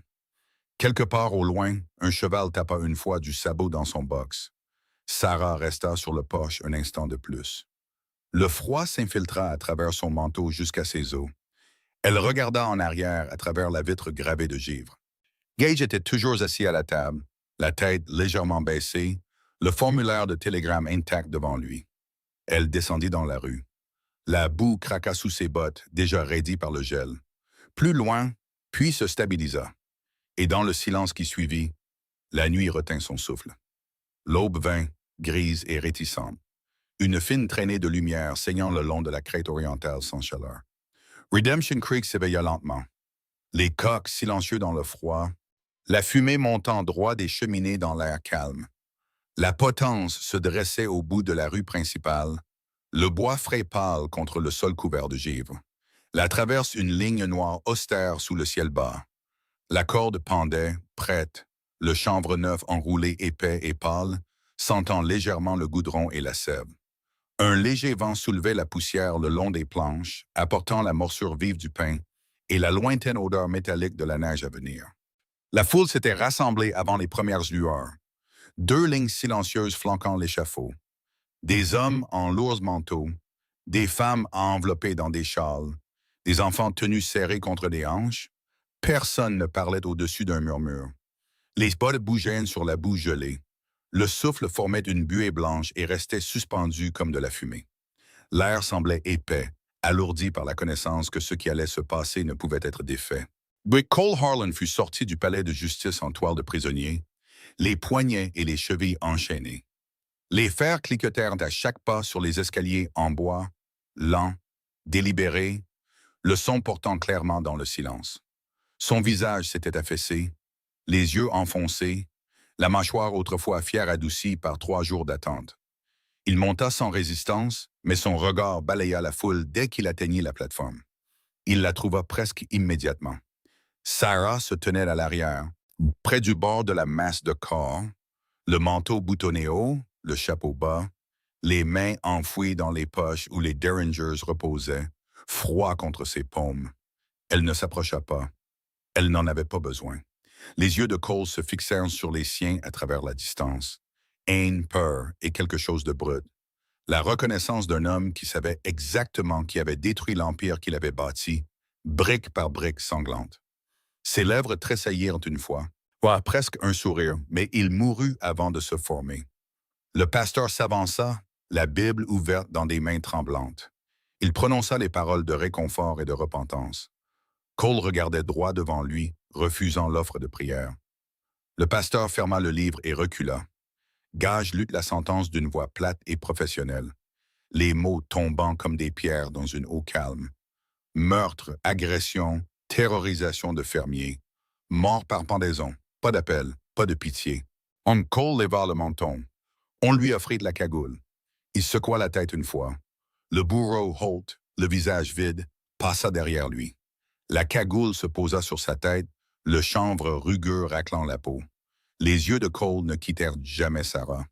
Il parla alors, sa voix portant dans le silence. « Vous pensez avoir gagné ?» Les mots sortirent cassés, bordés des derniers lambeaux de défi. « Il y aura toujours des hommes comme moi et vous regarderez toujours par-dessus votre épaule. Sarah soutint son regard, pas de tressaillement, pas de tremblement dans sa voix. Je sais, dit-elle tranquillement. C'est pour ça que j'ai appris à tirer. La trappe tomba avec un craquement de bois sec. La corde se tendit brusquement. Le corps de Cole sursauta une fois, violemment, puis de nouveau des spasmes plus petits alors que le cou se brisait et que le combat le quittait. Ses pieds donnèrent deux coups de pied, les talons raclant l'air, puis s'immobilisèrent. Le corps se balança lentement, comme un pendule, le seul mouvement dans le matin gelé. Sarah ne se détourna pas. Elle ne scia pas. Elle regarda jusqu'à ce que le dernier tressaillement s'estompe, jusqu'à ce que la corde grince doucement dans le vent et que le corps pende, inerte. Le visage violacé, les yeux ouverts sous la cagoule qui avait glissé de travers. La foule expira, un seul souffle collectif qui s'éleva comme du brouillard et s'éloigna. Personne n'acclama. Personne ne pleura à voix haute. Une femme au premier rang pressa un mouchoir sur sa bouche. Un homme à côté d'elle baissa les yeux sur ses bottes. Le vent se leva de nouveau, plus froid maintenant, fouettant la poussière sur la plateforme et à travers la foule. Il portait la faible odeur âcre de la corde et la saveur métallique de la peur qui avait trop longtemps persisté. Sarah sentit les yeux sur elle, certains reconnaissants, certains méfiants, la plupart un mélange des deux. Boel était devenue quelque chose que la ville ne pouvait ni entièrement embrasser, ni entièrement rejeter. La femme qui apportait la justice et la femme qui portait la violence dans ses mains comme une seconde peau. Elle n'appartenait à aucun endroit maintenant, ni ici, ni ailleurs. Cette connaissance s'installa dans sa poitrine comme du givre, froid, permanent. Gage s'avança. Il coupa la corde d'un seul coup de couteau. Le corps s'affaissa dans les bras de deux adjoints qui attendaient. Ils le descendirent sans cérémonie, les bottes cognant sur les escaliers. La foule commença à se disperser lentement, à contre-cœur, les gens retournant vers leur maison et leur foyer, les visages tirés, silencieux. Sarah resta où elle était jusqu'à ce que les derniers traînards soient partis. La potence était vide maintenant, la corde enroulée sur la plateforme comme un serpent endormi. La poussière tourbillonnait en petits remous autour de ses bottes. Elle se tourna enfin. Le vent attrapa son manteau, l'ouvrant pendant un battement de cœur. Elle le referma et commença à marcher, lente, délibérée, vers la livrée où son cheval attendait, scellé depuis avant l'aube. Derrière elle, l'échafaud grinça une fois dans le vent qui se levait. Un seul corbeau s'envola du toit du palais de justice, ses ailes battant lourdement contre le ciel gris. Sarah ne se retourna pas. La rue était vide, à l'exception de la poussière qui dérivait et du faible écho persistant de la chute de la trappe. Le soleil se leva, faible et pâle, sur Redemption Creek. Un disque froid qui ne donnait aucune chaleur, seulement une lumière assez vive pour couper des ombres longues et noires sur la boue gelée. La livrée se trouvait à la lisière de la ville. Ses doubles portes à moitié ouvertes, l'odeur de foin, de sueur de cheval et de cuir huilé épaisse dans l'air glacial. À l'intérieur, les stalles étaient en rams à l'exception du léger bruissement d'une jument déplaçant son poids et du faible tintement des anneaux de mort alors que le garçon finissait de serrer la sangle. Le cheval de Sarah, un bay robuste avec une liste blanche, se tenait scellé et prêt, les sacoches déjà emballées. Le garçon, pas plus de 14 ans, des taches de rousseur vivaient sur une peau pâle, gardait les yeux baissés en vérifiant les étrivières une dernière fois. Il s'était levé avant l'aube pour préparer l'animal comme elle l'avait demandé. Il n'avait pas posé de questions. Les enfants dans des villes comme celle-ci apprenaient tôt à ne pas en poser. Sarah entra dans la faible lumière de la grange. Son manteau était boutonné contre le froid, le chapeau bas, les derringers cachés mais lourds dans les poches intérieures. Elle ne portait rien d'autre. Pas de bruit, pas de souvenir, seulement le poids de ce qu'elle avait fait et de ce qui l'attendait encore. Le garçon se redressa. « Elle est prête, madame. Je l'ai bien nourrie. Les fers sont vérifiés. » Sarah hocha la tête une fois. Elle plongea la main dans son gilet et en sortit 2 $ en argent. Plus que le travail ne le méritait, plus qu'elle ne pouvait facilement se permettre. Elle les pressa dans sa paume, ses doigts se refermèrent lentement autour d'eux, les yeux s'écarquillant d'un instant avant qu'il ne détourne le regard. « Merci, dit-elle tranquillement. Le garçon déglutit. « Les gens parlent déjà. Ils disent Ils disent que c'est vous qui l'avez fait tomber. Il hésita, la voix baissant un murmure. Il vous appelle la faiseuse de veuve maintenant. L'expression de Sarah ne changea pas, mais quelque chose se serra dans sa poitrine. Une douleur brève et vive, comme un point de suture tiré trop fort. Elle n'avait pas de nom pour ce qu'elle ressentait, ni fierté, ni regret, juste l'écho creux d'une vie qui n'avait plus sa place nulle part. Elle se tourna vers le cheval. Les sacoches étaient bien attachées.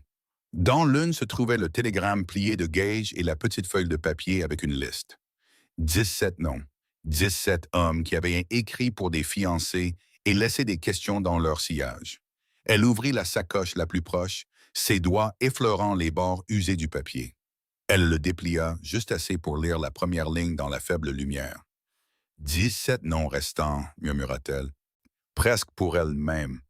Wade Colton au Montana.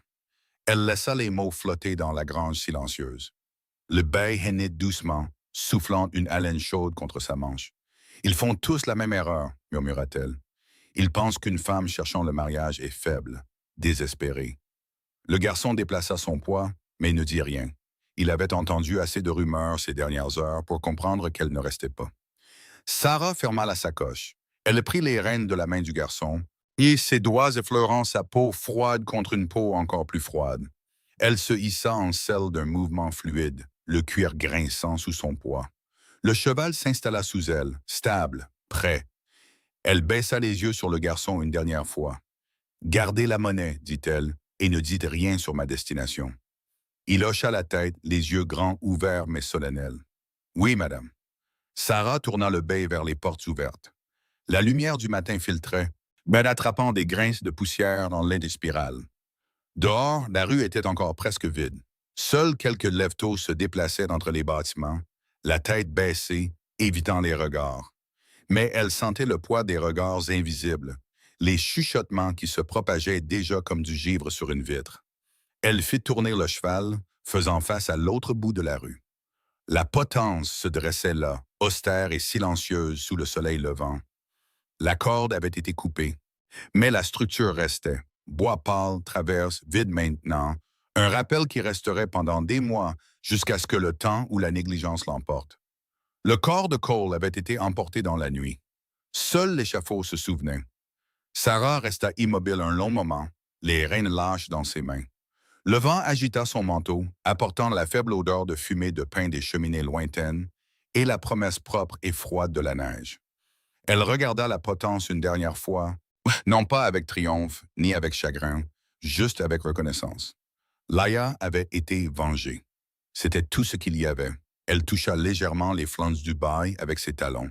Le cheval avança au pas, les sabots cognant doucement sur le sol gelé. La poussière s'éleva en petites bouffées derrière eux, dérivant dans l'air calme.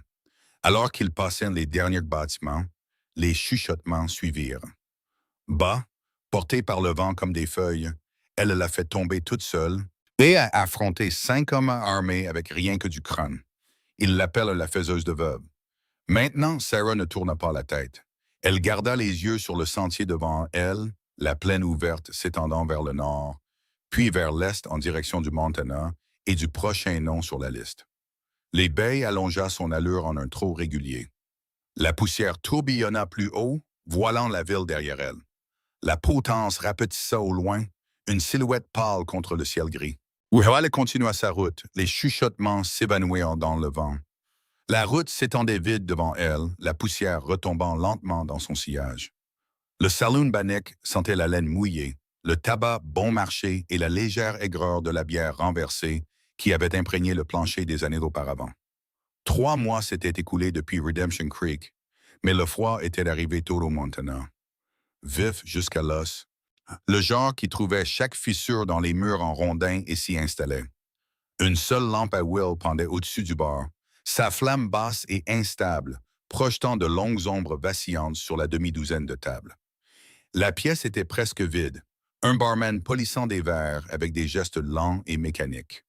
2 mineurs penchés sur une table d'angle, manteau encore sur le dos, leur souffle formant une légère buée dans le froid.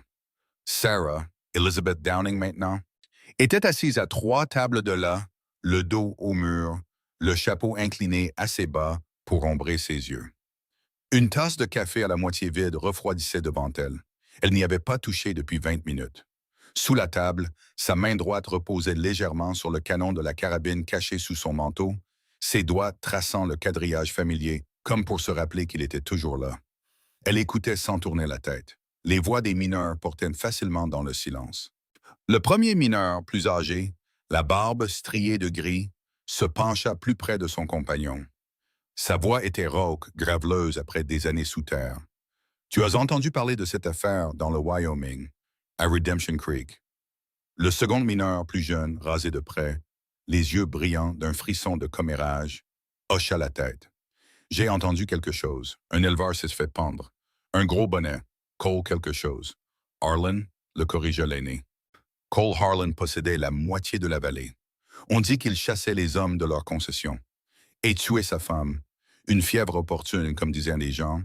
Puis il a envoyé chercher une autre fiancée par la poste. Le plus jeune homme prit une lente gorgée de sa bouteille. Et elle est venue. L'aîné des mineurs eut un petit rire bas et sec. Venue, c'est le moins qu'on puisse dire. Elle est descendue de la diligence avec l'air de la petite chose douce qu'il avait commandée. Puis elle a ouvert la bouche. Il s'est avéré qu'elle était la sœur de la femme décédée.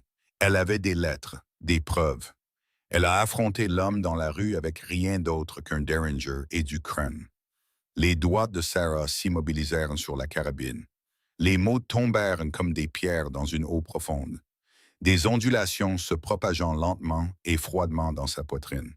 Elle garda le visage impassible, les yeux sur la tasse de café, mais la douleur derrière ses côtes s'aiguisa. Le visage de Laïa vacilla de nouveau. 19 ans, souriante sous un soleil qui n'existait plus. Le plus jeune mineur secoua la tête. Ça ne peut pas être vrai. Une femme contre toute une bande. On dit qu'elle l'a fait, continua l'aîné. Elle s'est tenue au milieu de la rue, a fait un trou dans le chapeau d'un contremaître plus vite que tu ne pourrais cligner des yeux. Ses propres hommes se sont retournés contre lui. Le shérif l'a emmené enchaîné, pendu à l'aube, et maintenant, il se pencha plus près, la voix baissant à un murmure conspirateur. On dit qu'elle ne s'est pas arrêtée. Le bruit court qu'elle répond à des annonces de mariage dans tous les territoires. Si un homme a des secrets, s'il a fait du mal à des femmes, elle vient pour lui. Une femme, une lettre, et il ne la voit jamais venir. Le plus jeune mineur rit une fois. Court, mal à l'aise. On dirait une histoire de feu de camp. Les gens aiment les histoires de fantômes quand les nuits s'allongent. L'aîné haussa les épaules, peut-être. Mais j'ai un cousin à Cheyenne. Il jure l'avoir entendu directement d'un adjoint. Il dit qu'elle est toujours là. Un nom différent, chaque ville, un visage différent, les mêmes yeux. La bouche de Sarah se courba juste une fraction dans l'ombre. Pas un sourire de triomphe, quelque chose de plus calme, de plus triste. L'histoire s'était déjà échappée de ses mains, prenant des jambes et des ailes en se racontant. Elle n'était plus Sarah Kane, ni même Mademoiselle Miller. Elle devenait autre chose, un nom chuchoté dans les saloons, une ombre derrière les annonces par correspondance, un avertissement enveloppé de mythes. La vraie femme, celle qui se réveillait encore certaines nuits avec la dernière lettre de Laïa brûlant derrière ses paupières, s'effaçait morceau par morceau dans le conte. Elle sentit la perte de cela comme une engelure, lente et engourdie, irréversible. Les mineurs vidèrent leurs bouteilles et se levèrent, les chaises raclant en arrière. Ils jetèrent des pièces sur la table et se dirigèrent vers la porte, leur voix s'éteignant en murmures sur le froid et le prochain quart de travail. Le barman les regarda partir sans intérêt. Sarah attendit que la porte se referme derrière eux. Le vendeur hurla une fois, faisant vibrer les fenêtres, puis se calma en un faible gémissement. Elle se leva lentement, son manteau bruissant, le canon de la carabine frôlant sa cuisse sous le tissu. Personne ne leva les yeux. Personne ne remarqua. Elle traversa la pièce, ses bottes douces sur les planches, et sortit dans la nuit. Le froid la frappa comme une gifle, propre, impitoyable, sentant la neige et le pain gelé. La rue principale de Bannock était sombre, à l'exception de quelques lanternes dispersées. Les montagnes se dressaient noires contre un ciel épais d'étoiles. Elle se dirigea vers la barre d'attache où son bec se tenait, et son souffle formant une vapeur blanche dans la lueur de la lanterne. Elle ouvrit la sacoche la plus proche, les doigts stables malgré le froid. La liste était là, pliée en petits, les barres usées par les manipulations. Elle la déplia juste assez pour lire le nom du dessus dans la faible lumière. Wade Colton, territoire du Montana. Elle laissa le papier reposer dans sa paume un instant de plus. Le vent tira dessus, impatient.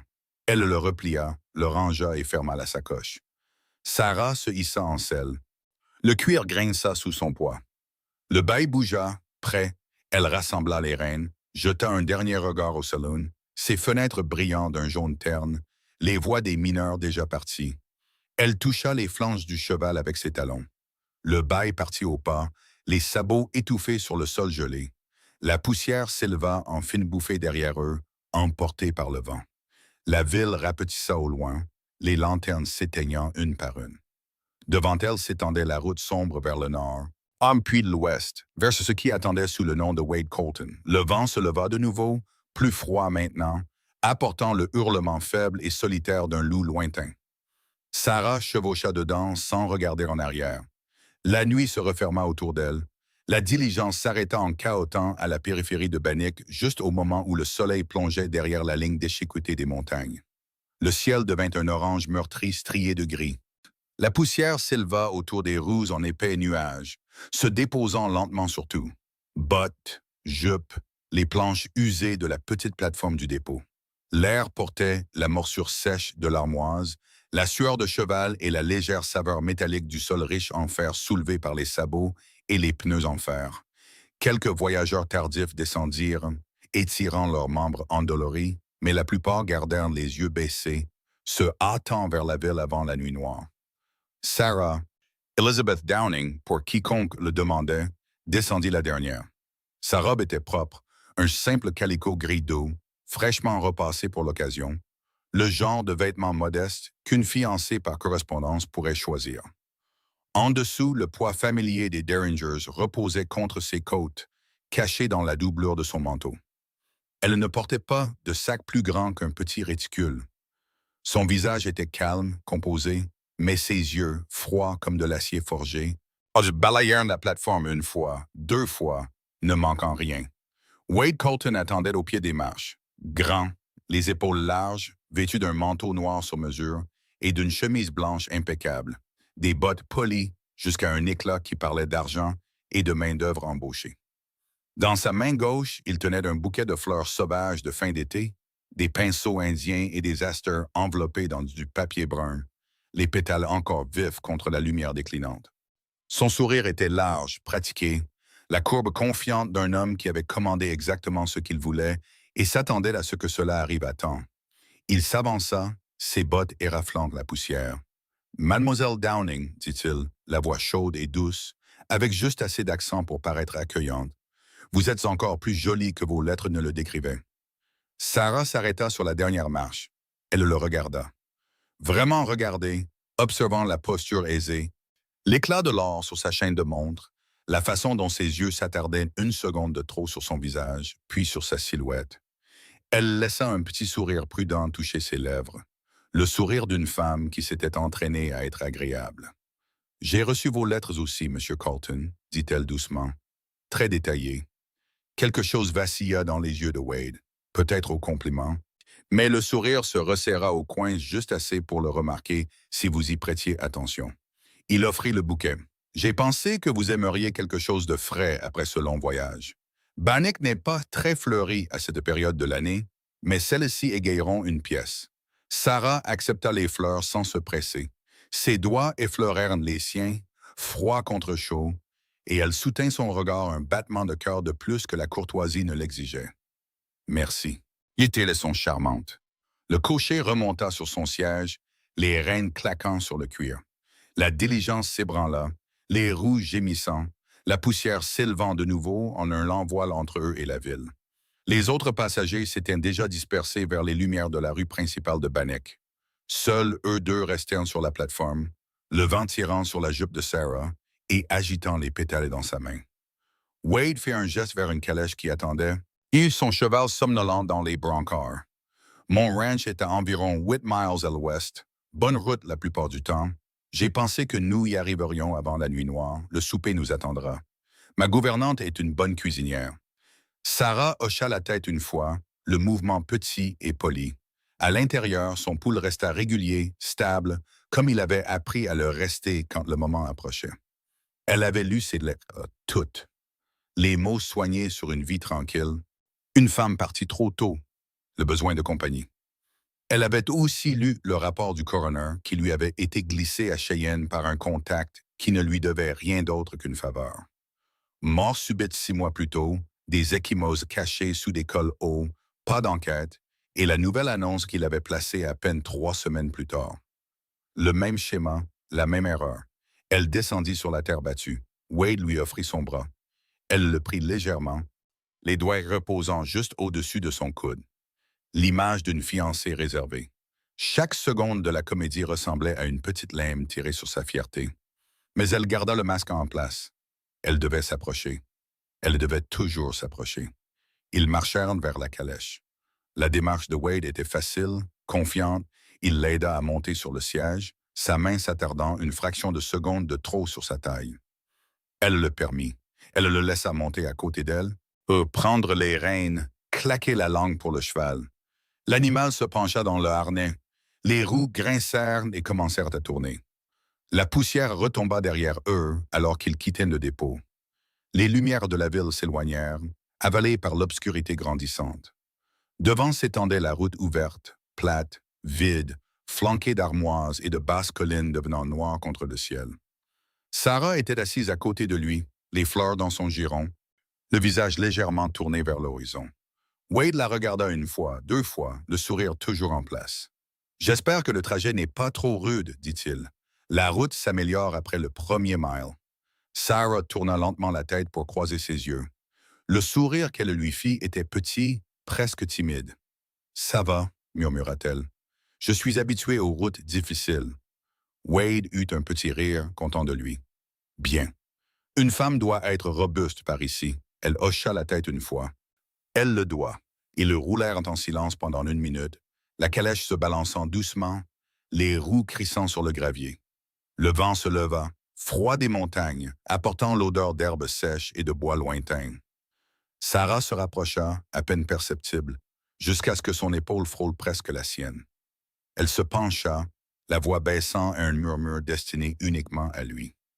« Je ne suis pas venue pour vous épouser, Wade, dit-elle, douce comme un souffle. Je suis venue parce que vous m'avez invité. » Les mots restèrent suspendus entre eux. Calmes, finaux. Les mains de Wade se figèrent sur les rênes. Le sourire disparut. La couleur quitta son visage d'un coup, le laissant gris dans la lumière mourante. Le bouquet glissa des doigts de Sarah et tomba sur le plancher avec un bruit sourd.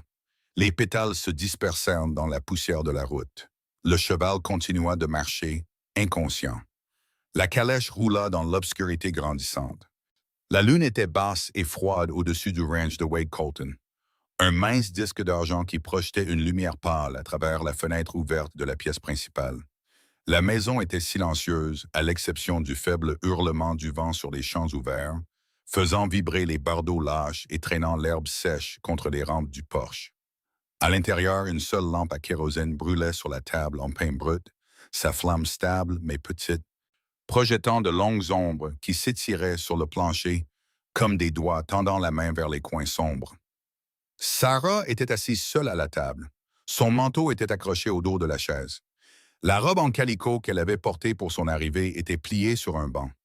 Elle portait maintenant une simple chemise, les manches retroussées jusqu'au coude, les derringers posés à portée de main sur le bois balafré. Devant elle se trouvait la pile de lettres de Wade, où une écriture soignée, des promesses vides d'une vie tranquille et son propre petit carnet, des pages remplies de dates, de noms, de détails reconstitués à partir de chuchotements et de registres. La lueur de la lampe attrapa l'encre, la rendant noire comme du sang séché. Dehors, le vent portait de faibles bruits, le grincement de la porte de la grange sur ses charnières, le piétinement agité des chevaux dans le corral, l'aboiement lointain d'un chien de ranch qui avait appris à rester silencieux après la tombée de la nuit. Wade était allé se coucher des heures auparavant. Porte verrouillée, verrou tiré, la première lettre d'Elizabeth Downing réduite en cendres dans le poêle de la cuisine. Il n'avait pas touché sa seconde femme depuis que les rumeurs lui étaient parvenues. Elle dormait maintenant dans une chambre séparée, la porte barrée de l'intérieur. La peur s'était installée sur la maison comme du givre, silencieuse et rampante. Sarah tourna une page dans le carnet. Son écriture était précise. Les dates de la maladie de la première femme de Wade, l'absence de visite de médecin, l'enterrement rapide. Elle l'avait observé toute la soirée. Ses sourires forcés, la façon dont ses yeux se portèrent sur les fenêtres, le tremblement de sa main quand il versait du café. Il savait que quelque chose n'allait pas. Il ne savait juste pas quoi. Pas encore. Elle atteignit la fin de la liste. 17 noms barrés un par un au fil des mois et des miles. Le papier était usé là où son pouce s'était attardé trop longtemps sur certaines lignes.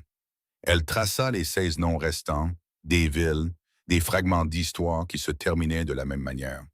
Des morts subites, des fièvres opportunes, des fiancés qui n'arrivaient jamais ou arrivaient trop tard. Sarah se pencha en arrière. La chaise grinça doucement. Elle regarda les Derringers, un rayon de lune oblique sur la table. Attrapant le plaquage de nickel sur les canons, les rendant brillants et froids. Elle prit celui de droite, son pouce effleurant les crosses de nacre, lisse après des années de manipulation, usée par des nuits comme celle-ci. Le métal était frais contre sa paume. Elle vérifia les charges par habitude.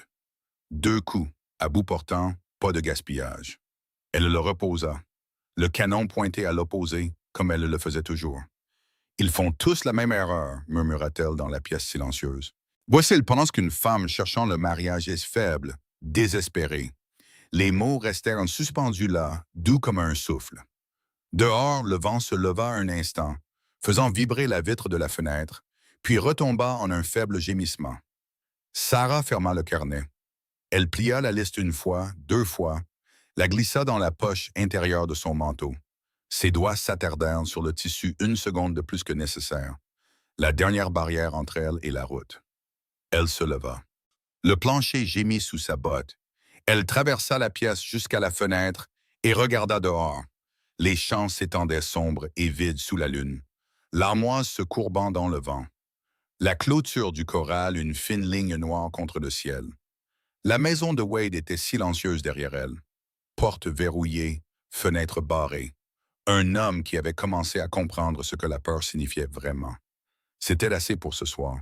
C'était assez. Mais 16 noms restaient. Sarah se détourna de la fenêtre. Elle prit son manteau, l'enfila. Les Derringers allèrent dans les poches. Poids familier, froid familier. Elle souffla la lampe. L'obscurité se précipita. Soudaine et complète, rompue seulement par la fine lumière argentée de la lune. Elle sortit sur le porche. Le vent la frappa de plein fouet, vif, sentant l'herbe gelée et la neige lointaine. Les planches grincèrent sous son poids. Elle s'arrêta là, la main sur la rampe, regardant une dernière fois la maison sombre. Aucune lumière ne filtrait des fenêtres. Aucun son ne venait de l'intérieur. Wade dormait ou était éveillé derrière des portes verrouillées. La rumeur de la faiseuse de veuve, enfin assez réelle pour l'empêcher de dormir. Sarah se dirigea vers le corral. Sombé attendait, scellé depuis le crépuscule, les oreilles dressées à son approche. Elle défit les rênes, se hissa en selle sans effort. Le cuir grinça doucement. Le cheval bougea, prêt. Elle tourna le bec vers le sentier ouvert. Le clair de lune argentait la poussière au sabot du cheval. Elle toucha légèrement ses talons. L'animal partit au pas, puis au trot. La poussière s'éleva en petits nuages derrière eux, emportés par le vent. La maison du ranch rapetissa au loin, avalée par l'obscurité. Le vent portait de faibles bruits. Peut-être une porte qui grince, peut-être seulement l'imagination.